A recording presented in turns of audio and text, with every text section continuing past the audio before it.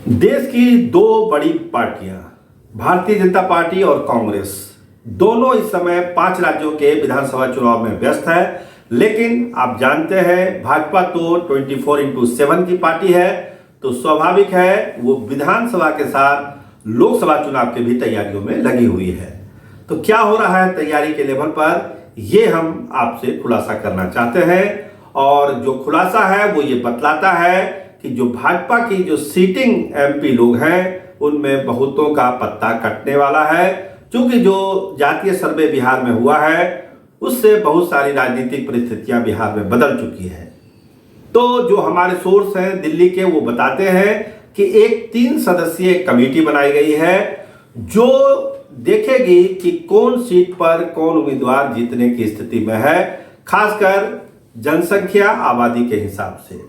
जिसकी आबादी ज्यादा है उसको वहां से उम्मीदवार बनाने की कोशिश इस बार होगी। जैसे परंपरागत तरीके से जिस तरह से भाजपा अभी तक सीटों का बंटवारा करती थी और उम्मीदवारों का चयन करती थी, उसमें फेरबदल करने की तैयारी है। अगर कहीं अति पिछड़ा बहुत ज्यादा है, वहां से दूसरे प्रत्याशी जीतते आ रहे हैं दूसरे कास्ट के, तो कोशिश होगी कि अगर अति पिछड़ा में कोई जीतने वाला उम्मीदवार मिल जाए तो उसको तवज्जो दी जाएगी बनस्पत के जो अभी जीते हुए उम्मीदवार हैं दूसरे बिरादरी के। तो इसका मतलब साफ है, अगर इस आधार पर कोई स्क्रीनिंग होती है तो बहुत सारे सीटिंग एमएलए का टिकट कटेगा, क्योंकि जो जातीय सर्वे है उसके आंकड़े आप भी जान रहे हैं कि किसकी आबादी कितनी है और किसको कहां पर ज्यादा तवज्जो देने की जरूरत है भाजपा को।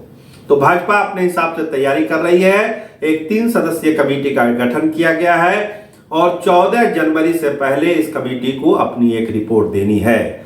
यानी कि जो 14 जनवरी का दिन है उसके बाद जो शुभ दिन शुरू होता है वहां से भाजपा कुछ उम्मीदवारों के नाम का ऐलान कर सकती है।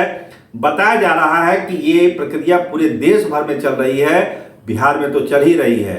तो पूरे देश भर में 45 से 50 उम्मीदवारों का ऐलान जनवरी के अंतिम हफ्ता में या फरवरी के पहले सप्ताह में भाजपा कर देगी, ताकि इन सीटों पर तैयारियां शुरू से हो जाए जनवरी से ही और फरवरी फर्स्ट वीक से ही तैयारी शुरू हो जाए। इसका एक कारण यह भी बताया जा रहा है कि अगर आप बदल रहे हैं उम्मीदवार को, किसी नए प्रत्याशियों को आप ला रहे हैं, तो 2 चीजों का फायदा भाजपा को मिल सकता है। एक तो नए उम्मीदवारों को समय मिलेगा अपने प्रचार करने में, लोगों से मिलने में, और दूसरा यह है कि अगर भाजपा ने किसी अति पिछड़ा को पहले उतार दिया तो जो उसके प्रतिद्वंदी हैं यानी महागठबंधन के उम्मीदवार हैं उनको फिर सोचना होगा कि उस सीट पर वो अति पिछड़ा को उतारे या फिर दूसरी जाति के लोगों को उतारे। तो मुश्किल में फंसाने की कोशिश है महागठबंधन को। प्रत्याशियों का ऐलान पहले करने की तैयारी है ताकि दूसरी पार्टी को उस बहुयात जनसंख्या वाले बिरादरी वाले खेमे से उम्मीदवार उतारने की हिम्मत ना हो, क्योंकि पहले से ही भाजपा का कोई उम्मीदवार उतारा हुआ है। देखिए बहुत सारी सीटें हैं, सुपौल है, बांका है, वाल्मीकि नगर है, इस तरह की सीटें हैं जहां से आबादी दूसरे जातियों की ज्यादा है लेकिन जीतते आ रहे हैं दूसरे लोग। तो भाजपा इस बार कोशिश में है कि एक सर्वे हो जो 3 समिति का है, 3 सदस्य जो मैंने बताया, वो कमेटी तैयारी कर रही है, स्कैनिंग कर रही है, अपनी रिपोर्ट देगी। उस रिपोर्ट के आधार पर तय होगा कि उम्मीदवार किसको बनाया जाए। और जैसा हमने कहा कि 45 से 50 सीटों पर पहले चरण में भाजपा लोकसभा चुनाव के घोषणा के काफी पहले अपने उम्मीदवारों की ऐलान कर सकती है, चुनावी अखाड़े में उनको उतार सकती है। ये तैयारी भाजपा की है ताकि दूसरे पार्टियों को फिर सोचने समझने का वक्त ही ना मिले।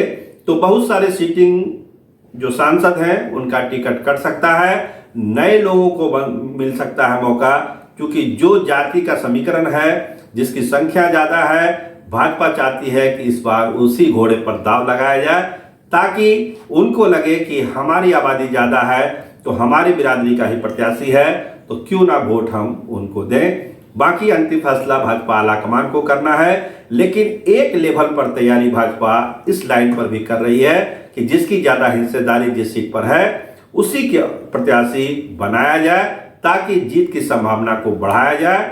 और दूसरा कि समय से काफी पहले चरणबद्ध तरीके से उम्मीदवारों का ऐलान किया जाए। पहले फेज में 45 से 50 सीटों का ऐलान, फिर ज़्यादा संख्या में सीटों का ऐलान धीरे धीरे होगा। ऐसा नहीं होगा कि लोकसभा चुनाव की घोषणा के बाद उम्मीदवारों का ऐलान होगा। भाजपा चाहती है कि ज़्यादातर सीटों पर वो चुनाव से पहले ही अपने प्रत्याशियों का ऐलान कर दे। देखिए भाजपा अपनी इस रणनीति में कितना सफल होती है। कैमरामैन रामनंदन के साथ मैं सरोज सिंह, धन्यवाद, नमस्कार।